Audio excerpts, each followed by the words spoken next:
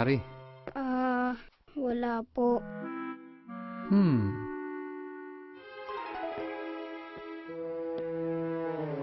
Caleb, ba't kaya gusto ni Jehovah na magsabi tayo ng totoo?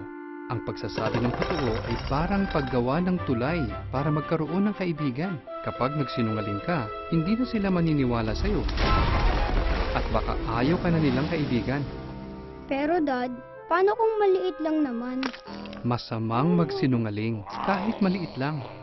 Pag nagsinungaling ka, palaki yun ang palaki, hanggang sa masanay ka na. Alam mo ba kung sino ang unang nagsinungaling?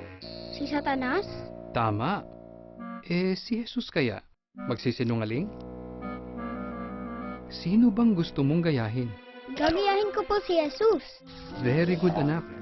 Di, anong nangyari doon? Nabasag ko po. Di ko po sinasadya. Bumangga pong eroplano ko. Salamat sa pagsasabi ng totoo. Pag may nangyari uling ganito, anong dapat mong gawin? Magsabi po ng totoo. At gusto ko pong mag-sorry kay Mami. Okay yan. Sige, puntahan natin ang mami mo. Saka natin walisin ang kalat.